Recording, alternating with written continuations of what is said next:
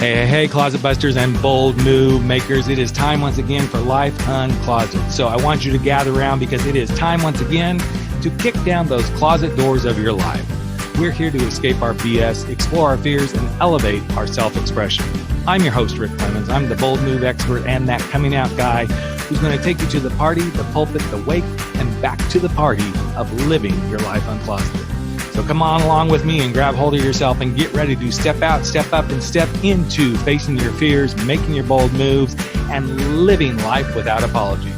Now let's get to the show.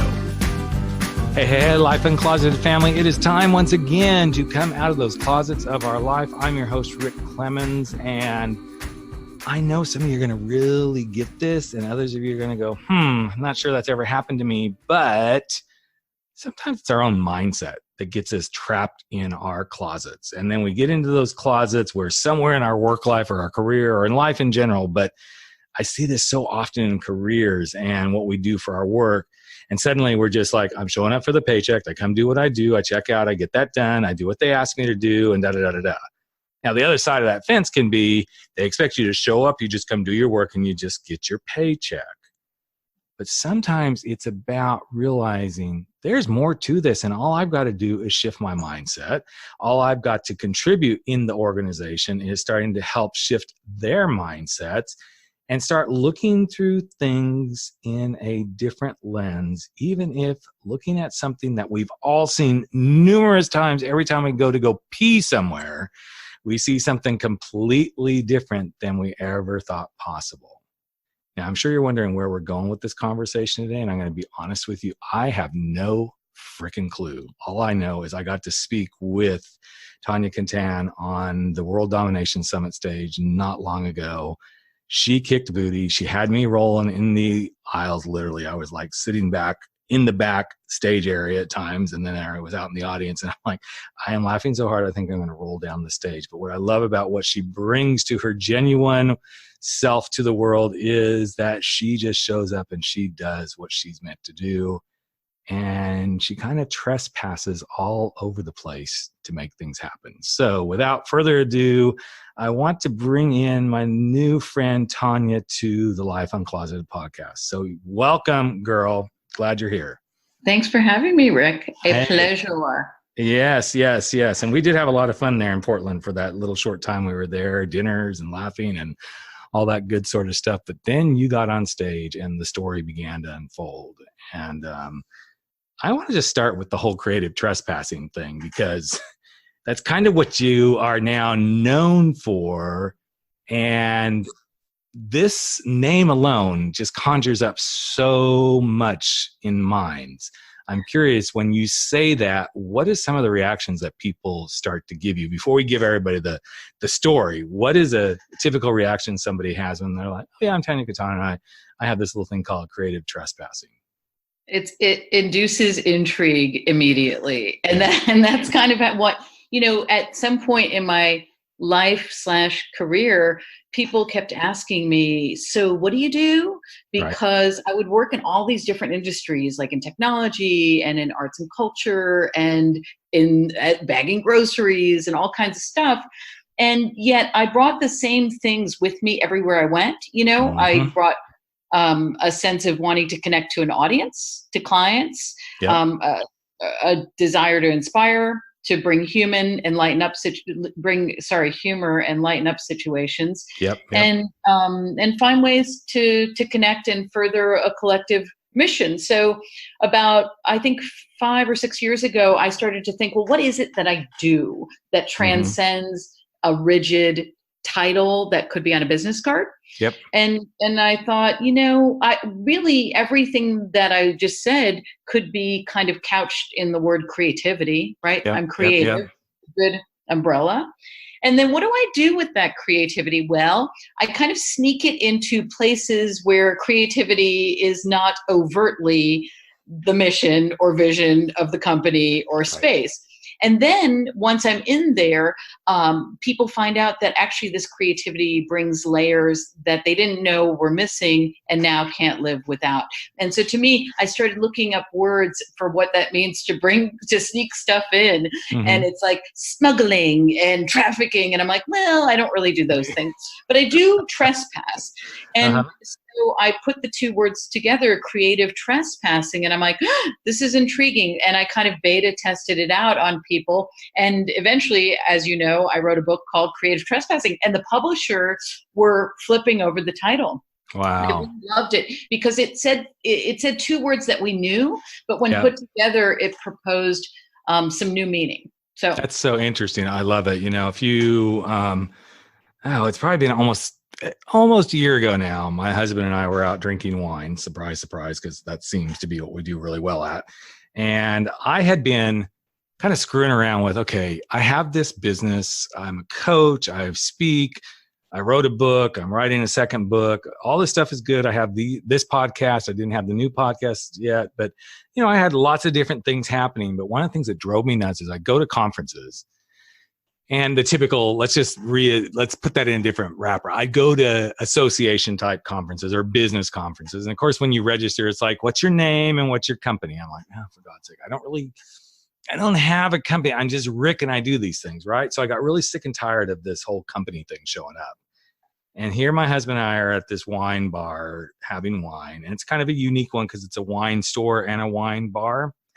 I'm sitting at the bar and I look up and I see this bottle of wine called Left Detour. And I thought, that's an interesting name for a wine. And I was in the midst of like, I'm so sick of this company name thing showing up. And I thought, wait, what is it that I do with people? I really help people through these detours of life. And when they come to these detours, it's like they see this as like some huge thing that they're never going to get past this detour, whether it's leaving a job they really hate, and they've got that one foot in huge success, but they really want to go do this, or they're coming out of the closet, or they're going to leave a relationship that doesn't work, whatever it might be.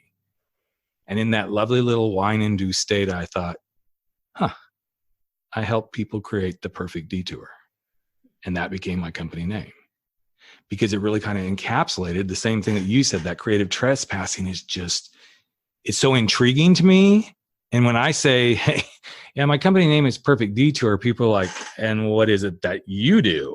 And then it's a really nice launching place to like, hey, this is kind of what I help people do, is create the perfect detour out of the nasty little detours of life. So, and clearly now you have a wine sponsor, which is exactly. See, this is why I needed you on the show to go, hey, that's a wine sponsor right there. So, but let's kind of roll back. Brought to you by, and what's the name of the wine company? It's called Wine Sneak. Actually, it's a really interesting little place. It's got all these wines, and you can walk in there, and if you want to try a wine, they'll open any bottle.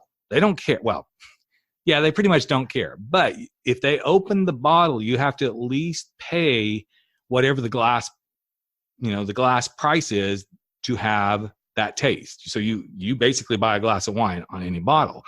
But what's cool about it, and the reason they call it Wine Sneak, is you can come in there any day of the week, and because all these different bottles could be open, you could be trying any number of wines in there that you may have never tried before, because they keep, whatever they open, they keep it open as long as they can. And then, eventually they have to like either send it home with somebody or whatever.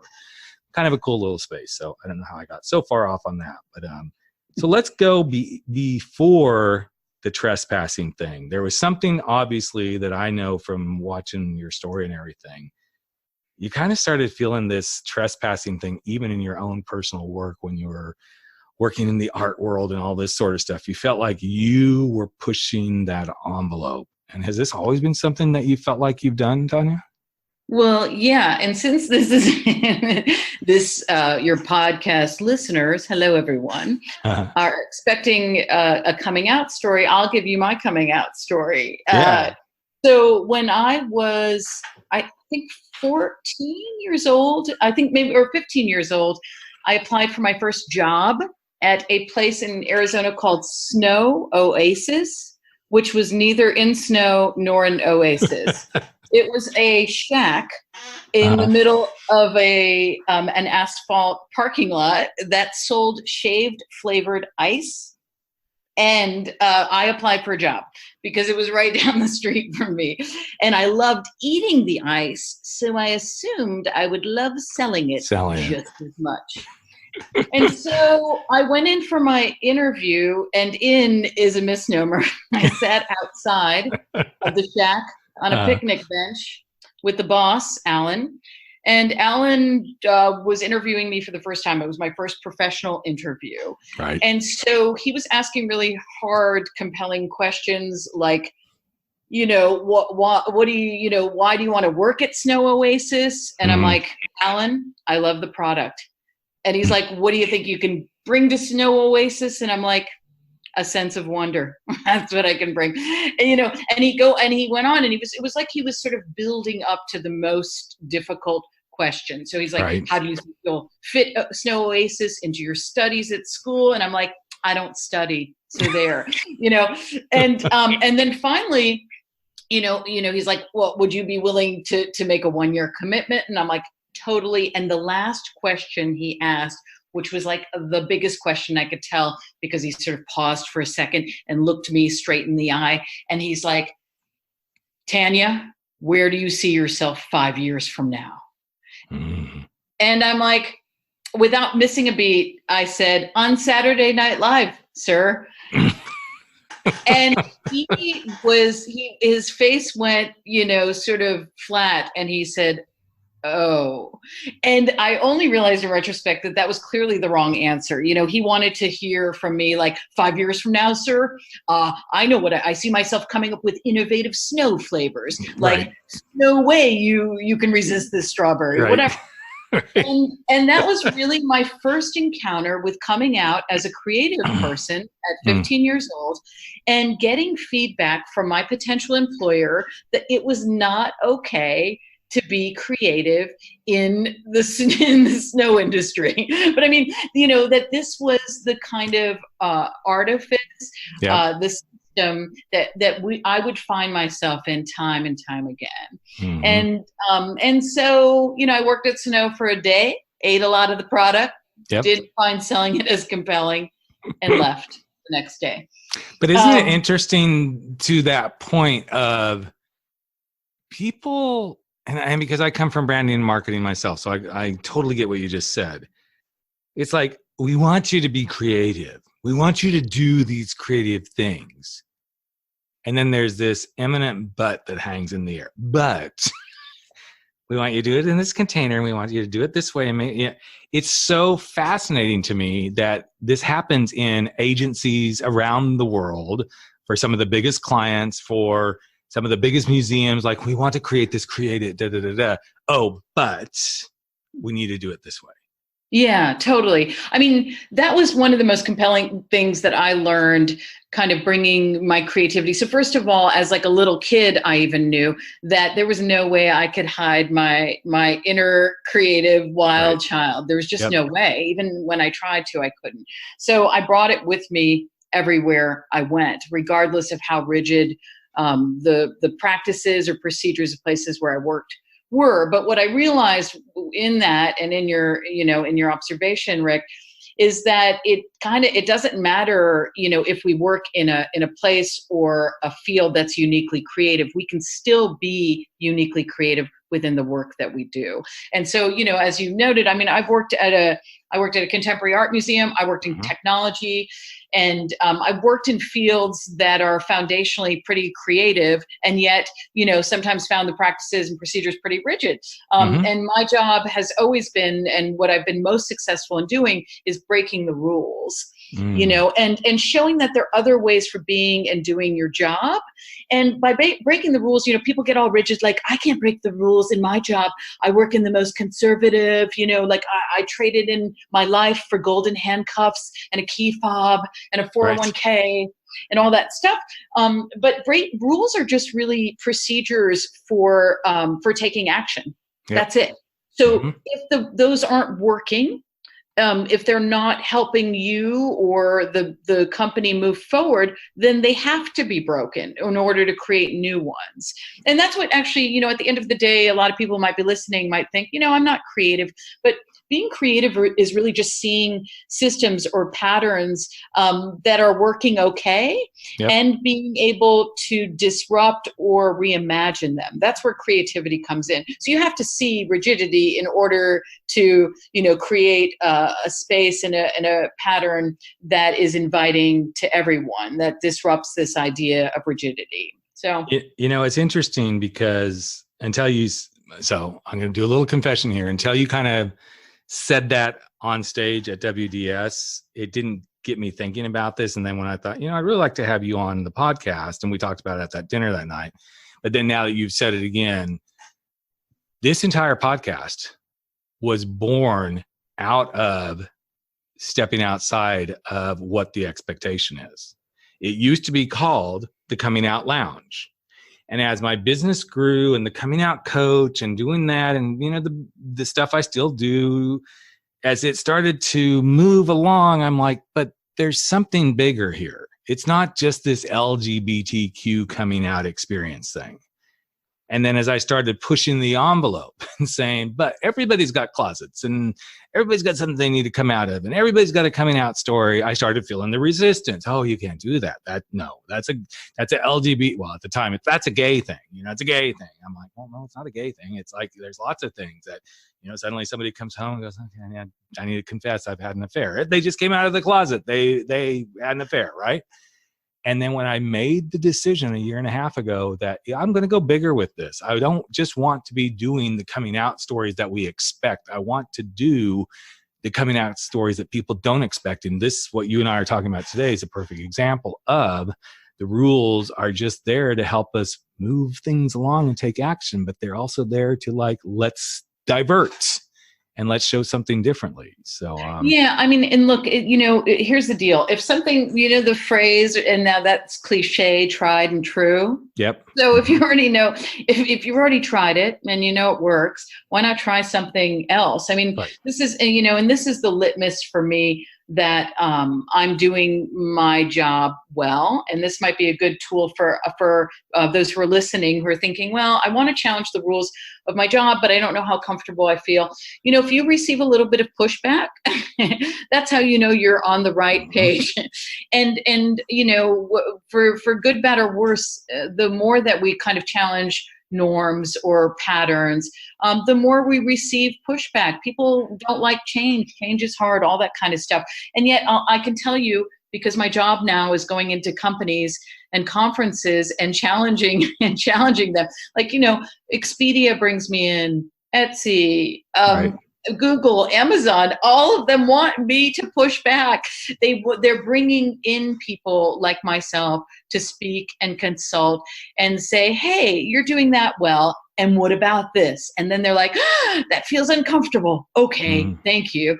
So any company or person that is interested in innovation or moving things forward are open to and actually seek out challenging situations where change is guaranteed. So, yeah. And I know that part of where this came from for you was you had a moment in time in your own health where you decided to do a little pushback and really trespass on an expectation. And it all revolved around running a little running thing you did. And suddenly you broke the rules by, you know what? I'm just going to show them who I really, really am. Yeah. So what you're talking about, Rick, what you got a chance to see in real life is, when I was 21 years old, I was diagnosed with breast cancer. And so I had a mastectomy, chemotherapy, the end, or so I thought. Right. 10 years later, 31, when I was celebrating being cancer-free, I was diagnosed with another primary breast cancer. Again, we did the tried and true, mastectomy, chemotherapy, done. But at that time, I was really questioning my mortality because, you know, you don't get cancer twice and live, do you? I mean, that sounded like a life. Exactly. Yeah, it was like a Lifetime original movie starring Judith Light, and I did not want to be playing the character of Judith Light. Right. And so I thought, how can I kind of reclaim my body that felt, unusual and scarred and very sick? And I thought, you know what? I'm going to start running. That's a way for me to feel connected to this body that was in process of healing. And at first it was really hard, and I kind of trained to do a 10K, and I showed up and I ran, which was, a very optimistic way of saying I leaned forward and hoped for the best. And I finished my first 10K, and then I thought, there are all these races for the cure, races specifically for raising money and awareness around breast cancer. And I would like to run at one of these races for my people. And I thought, it would be really nice for me to see what it looked like to have scars before I went through my mastectomy. It was really scary. And I thought, God, what will my body look like after I have my breasts removed? And what if I took off my shirt during one of these races for the cure and showed other people that it's not weird to have scars? In fact, I was just a healthy body in a different form. And so I decided I would run a race without my top on and both of my scars exposed. And, the first race that I did, I remember showing up and there's like thousands of people. Anybody who's listening, who's a runner, you show up and there's thousands of people. And I got scared, and I started thinking like, oh my gosh, what if people see my scars and they freak out? What if they see my scars and avoid eye contact with me? What if basically taking off my shirt, instead of showing people that I'm a healthy body in a different form, and don't be scared if you're going to go through this, if it caused the opposite effect and people were freaked out? And so I was about to take off my shirt. The announcer's like, okay, we're, runners, get ready. And there was a woman really close to me, and she was standing, obviously supporting someone she knew. And I thought, you know what, I'm just going to tell her that I'm going to take off my shirt. And maybe this isn't the spectacle that she signed up for when she came to watch the race. And I said, in a few seconds, I'm going to be taking off my shirt, exposing 2 mastectomy scars. And I didn't want you to freak out. And this woman was like, she paused for a second and she said, can I hug you? And I'm like, yes, of course. And so that moment really laid the foundation for a lot of the work that I do around being a different body in a sea of same bodies, or presumably same bodies. I many times am the only woman speaking at a summit where it's all men in technology, and it's me, and I'm definitely the only lesbian, although I've asked the sea of men if they're lesbians. They just laugh. But I think it's important to show up with all of your flaws, your scars, and quirks, knowing that those are the places and spaces where the best art live, where the best ideas and innovations and all of that live in those places. So that's my lot in life, is to show up with my scars, flaws, and awkwardness, and encourage other people and show them how to embrace theirs as well. That's awesome. And as you were talking through that, one of the things that I purposely brought this up for those that are listening was because I wanted to show how what she's talking about really did contribute to where she now goes, but also a couple of key moments that all of it was good, but there were a couple of key phrases that came up for me where you can take this into the workplace. One of them being, how do I reclaim my body? Well, how do you reclaim your creativity? How do you reclaim your innovation? How do you reclaim your collaboration? How do you reclaim your own dignity in a workplace where you may not feel like you're being given that? This is something that I think all of us should strive towards, is when we get to that place where like, I'm just collecting the paycheck, I'm just coming to do the job. You need to reclaim your own worth. And a lot of times your own worth is around that sort of stuff. Yeah, that's a great way of saying it, Rick. The idea of, especially, around reclaiming your dignity, which is connected deeply to creativity. To me, creativity is synonymous with with being free of thought and pursuit. And so actually one exercise that I give in Creative Trespassing, but that I'd be happy to share with listeners right now that you're reminding me of, is this exercise called the IROC Files. And the idea is this, because a lot of times when we feel stuck, like we can't express ourselves and we don't have agency in our jobs, we think, my colleagues suck, or I never get, never get praise from my boss, or I never get employee of the month. And the IROC Files is a way to take that into your own hands. Yep. And your job is to gather all information that points to you doing an awesome job in the world. And a lot of times that doesn't come from our colleagues. That's fine. Go and grab the letters from customers, from friends, cut out all the articles that you've been in, or the review that said, you know what, you exceeded your Q1 goals, good on you. Gather it all, put it in a hard file, put it in a file on your computer. And whenever you're feeling like, I don't have agency, I'm not good enough, open up that file, read all the goodies, and then get back to work. So and that comes actually, that exercise was spurred on because I was working for an organization where I didn't feel valued by my colleagues, and nor my boss. However, my job was to serve the community at large. And I would get letters from community members and emails, and I started saving all of those. And when I felt like my colleagues weren't hearing me, or they were pushing up or against some of my ideas, I went to my file and I'm like, I am serving the people I need to serve, and they are receiving, and they are happy about that. So, and I think a lot of people miss some things, and I have been in corporate America up and down the ladders, different places, been laid off, been hired, got all over the place. And one of the things that I tried to instill in my team when I was in the branding marketing of a big software company, I was like really high up. And I tried to instill in my team, never forget your contributions, even if I forget to tell you that. And even if the president of the company doesn't come and say, marketing, branding, you're doing a great job. What you need to remember are those articles that hit in the hotel software magazines where it talks about this team, this company being the most innovative hotel software company, and they've attained this many customers because guess what? Our team made that happen. So we may not get that direct, nice boy, nice girl, nice puppy stroke, but sometimes we got to see that bigger picture and add that to the, hey, Tania was a really good gal. She made us laugh. She made us understand something. And Rick, wow, he made this happen. Sometimes you got to look for those bigger things and go, that's part of why I'm here too.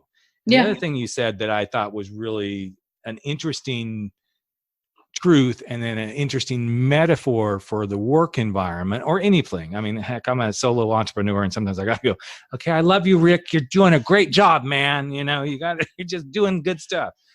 But is to realize that healthy body is a different form. I think that healthy creativity is a different form of doing what we expect creativity to do. A healthy perception of collaboration, all of that stuff. When you realize if you're stepping out, as you say, Tania, and doing that little bit of trespassing or maybe a big bit of trespassing, you're still doing it. You're still doing creativity. You're still doing collaboration. You're still doing innovation. You're just doing it in a slightly different form. And then suddenly people are like, oh, wait, this isn't what we're supposed to do. But then suddenly they see an emblem on a doorway and something shows up that people hadn't ever really seen before, which really became one of the most interesting things you've got to do. And what was that emblem that suddenly somebody thought, huh? Whoa, whoa. Yeah. Whoa, Rick. You're making all kinds of wild connections. I think that's what I do pretty dang good as a host here. I love doing this stuff. I think I do it pretty well. I find, here we go. Here's the segue. I know. I'm like, where is he going? I was going along. Yeah. And then we ended up. So what would you like to know about the emblem, sir? Well, I think it's very poignant in this day and age where we're now having the battles over gender non-conforming restrooms and everything, to kind of take a look at, all of us know what the little emblems look like on most public restrooms. There's the guy with the, little circular pointy legs and a round head and those round arms. It kind of just, I don't know, it kind of looks like he's just some puppet. And then there's the triangle woman with the head, so to speak. Okay. But gotcha. It's not just, they're just not what they are. There's something else that suddenly... I'm picking up what you're putting down, sir. There's something that got put down when suddenly one day our creative guest here said, yes. Gotcha. It's not just this. Yes, you're so well. I love it. I love the lead. I'll take it. So also what I'm connecting to about it. So what Rick's talking about is this marketing campaign that I helped to co-create in 2015, which I'll tell you about in a second. But the point of it is, so I was working at the time at a software company, and I was embedded in the marketing department. And I was about 2 months into my job, and I didn't know anything. I didn't know shazit about software at all. In fact, seriously, I started my first week there, and I'm like, okay, what's this cool software? And they're like, oh, it's a project management software for software developers. It's B2B, SaaS. And I'm like, I do not know what you just said. Like, unless SaaS is the way in which my little sister is, right? Sometimes, I didn't understand that. And so 2 months in, my boss asked my colleague and I to come up with an idea to address the fact that there weren't a lot of women in the tech space. And that we were going to sponsor a big women in technology conference. And if we could come up with an idea, then I could give a talk about it as the company's new evangelist. And we could set up a little card table at the conference, and, we could do something cool. Yep. And so this is the part where personal agency comes in. I literally didn't understand the software quite conceptually at that moment in time. I was still learning. I was still onboarding, as the kids say. Yep. And, but I did know about storytelling, and I did know how to connect with people, all the stuff I learned in theater school. And so I thought about symbols that were easily recognizable to people, women, men, non-gender binary people, and across cultures and all of that, that represented women. And so I literally just drew a bunch of different symbols. I went for a walk. I had my little notepad with me. I drew the women's symbol with the circle and the cross. And then I thought of the bathroom lady symbol, as you mentioned, a triangle dress and a round head and some arms and legs, and etc. And then I brought the symbols back to my colleague, Sarah, and I said, well, I think the bathroom lady's kind of interesting. And she's like, great, and that was it. I mean, we really didn't have anything. And then I kept looking at the symbol, and I saw her triangle dress, and I thought, yes, it's a dress, but that shape, that triangle, represents other things too. Right. And then somehow in my brain, I got this idea that maybe she was wearing a cape. And I kind of thought I was crazy, and I think Sarah thought I was crazy, which was awesome. We both thought I was crazy, and it could have ended there, but I couldn't shake this idea. And so I printed out the women's bathroom vector, and I drew a few lines, and I realized, oh my gosh, she is wearing a cape. Holy guacamole. And if I could see it, then maybe other people could see it. And so I showed her to Sarah, and Sarah's like, it was never a dress. And I'm like, and so this campaign was born out of a moment where, I could have easily said, Rick, you know what? I'm in the marketing department. I'm new. I don't know about the technology. I don't want to step on toes or break rules. Yep. I will just say, we should have cotton candy at our booth. Yay. That'll be good. But I did break the rules, and I thought, you know what if, and we pitched this idea to the boss, and the boss thought it was great. And then we got a lot of pushback internally. A lot of people were like, why are we investing any time or energy in this weird non-campaign campaign when we are selling software? We need to sell. And then a lot of people were like, this is the best idea ever.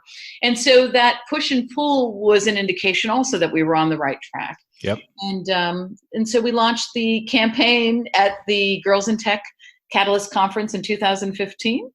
And we made little stickers of the caped hero.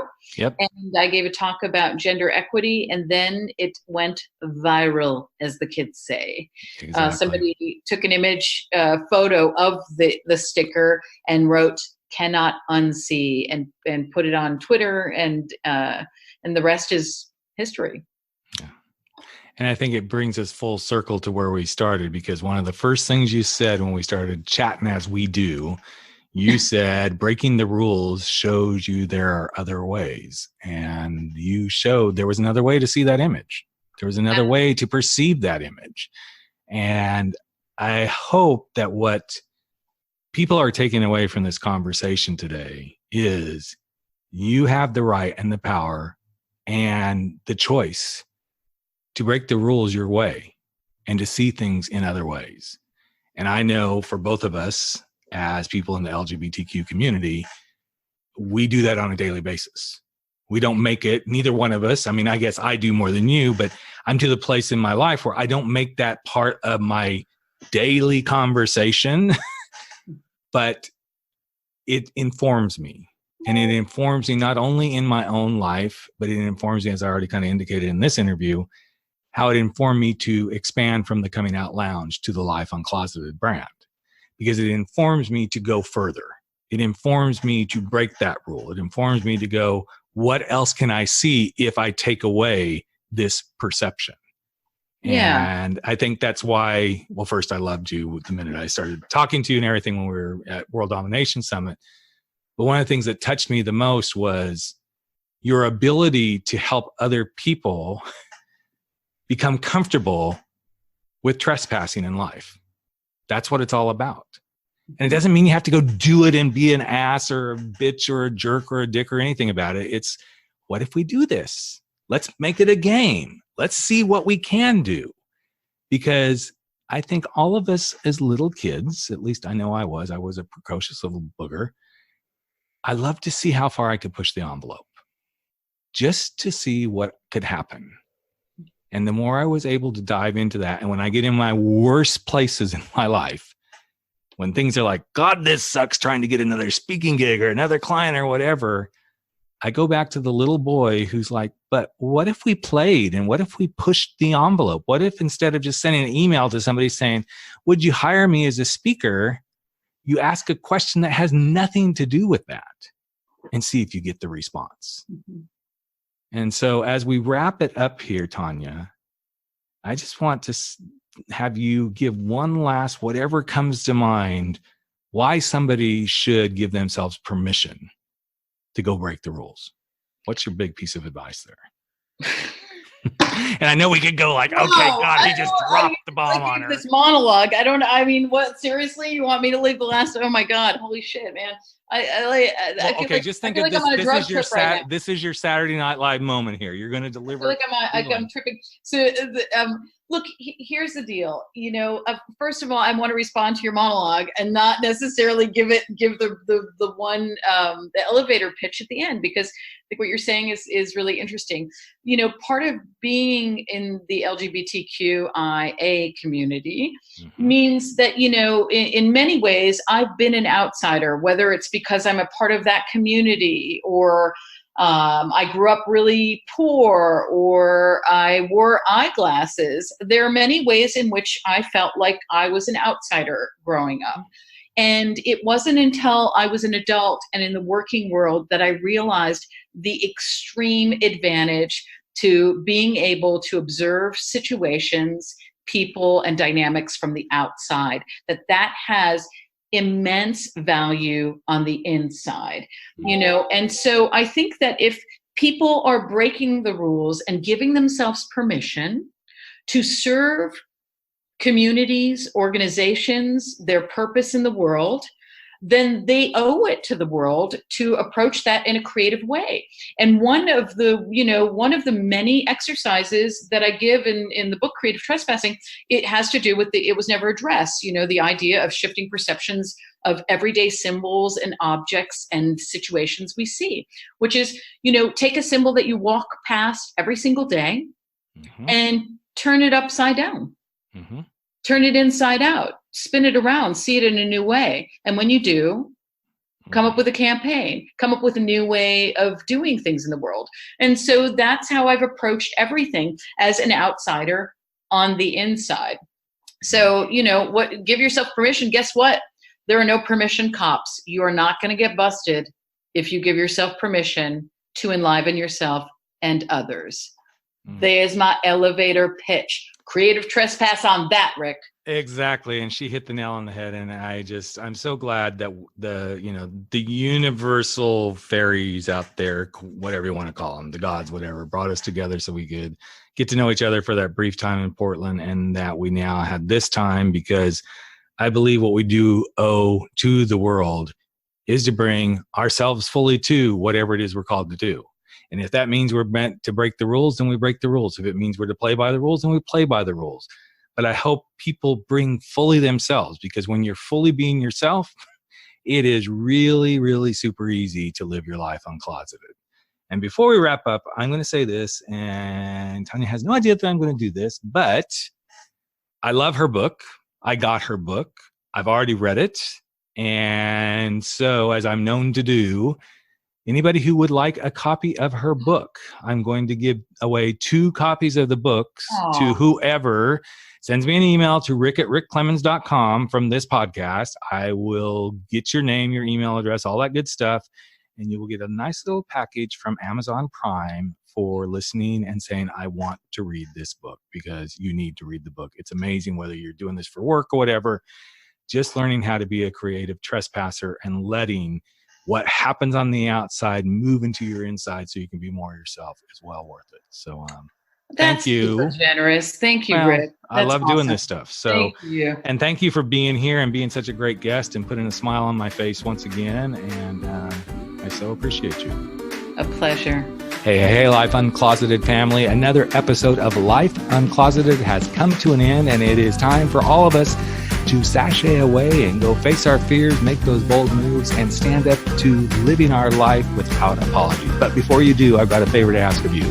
Would you hop over to iTunes or Spotify or Podbean or wherever it is that you're listening to this, and just give us a little bit of love if you like what we're doing here at Life Uncloseted. Here's what it does. It helps other people find the show. It helps other people get to know what we're all about. And you just might help change a life. In fact, if you really want to change a life, we'd love it if you just ask a friend to take a listen and see what they think. So that's it. Love you all deeply. I'm Rick Clemens, the host of Life Uncloseted, and never stop stepping out, stepping up, and stepping into living your life uncloseted.